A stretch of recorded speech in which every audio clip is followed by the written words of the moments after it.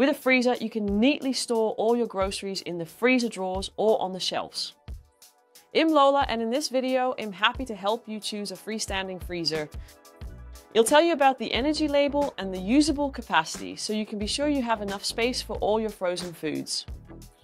The dimensions such as height, width, and depth will be discussed, so you can be sure that the chest freezer will fit perfectly in your kitchen or shed, provided the freezer is suitable for this.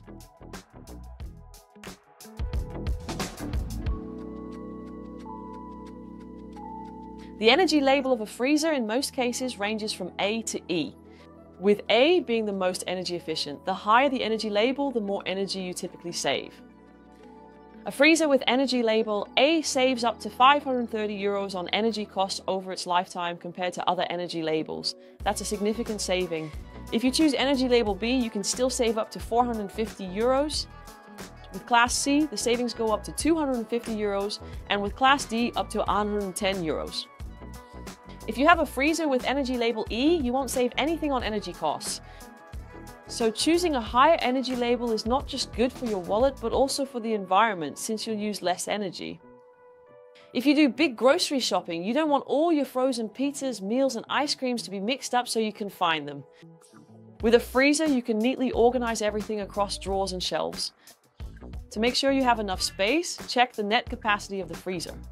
This tells you how much room you have so you can store everything at once. And if you don't need that much space, then a small freezer with a net capacity of 200 liters or less will do the trick. But if you'd like extra space, then a standard freezer with 200 to 299 liters is a good option. And if you really love to stock up on party snacks, ice cream, and all your barbecue groceries, then go for a spacious freezer with 300 liters or more.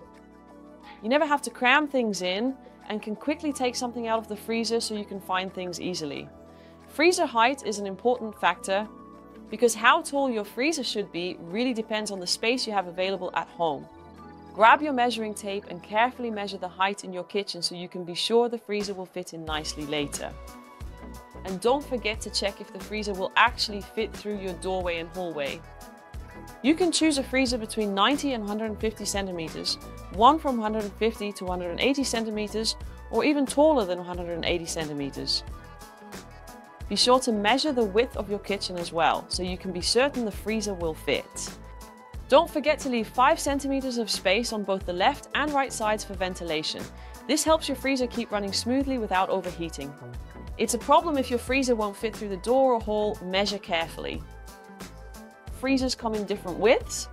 Some are narrower than 60 centimeters and others are between 60 and 70 centimeters.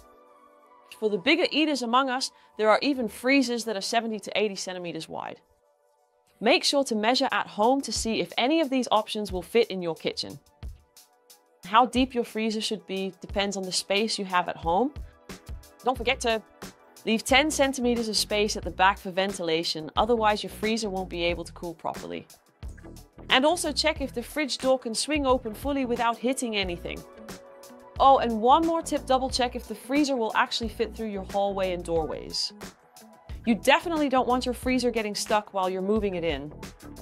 Freezers come in different depths, usually between 55 and 70 centimeters, but there are also freezers deeper than 70 centimeters. So make sure to check whether everything fits.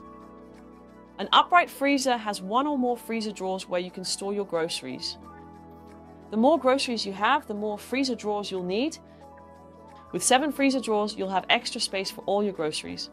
That way, you won't have to cram everything in, and you can grab a pizza even faster. Thanks to the larger capacity, you'll always have enough room for all your favorite snacks and meals. Whether you can place the freezer in the shed or garage depends on the minimum ambient temperature. So make sure to check what the minimum temperature for that space should be, so you know for sure if the energy label is suitable for an uninsulated area. The minimum ambient temperature of a freezer tells you down to what temperature the appliance will work properly. If it's too cold, the freezer may not work properly. And if you don't have insulation in your shed or garage and it gets very cold here in the winter, then choose a model with a minimum ambient temperature of 0 degrees Celsius or lower. That way you can be sure your bags of frozen fries won't thaw out. Uninsulated spaces don't just get really cold, they also heat up super quickly. So also check the maximum temperature a freezer can handle. For uninsulated spaces, we recommend a model with a maximum ambient temperature of 38 degrees Celsius or higher. This is how your freezer works even when the sun shines on your shed or garage in summer. Alright, whether you're looking for a small fridge for your favorite ice creams or a giant one to stash all those supermarket deals, now you know what to look out for.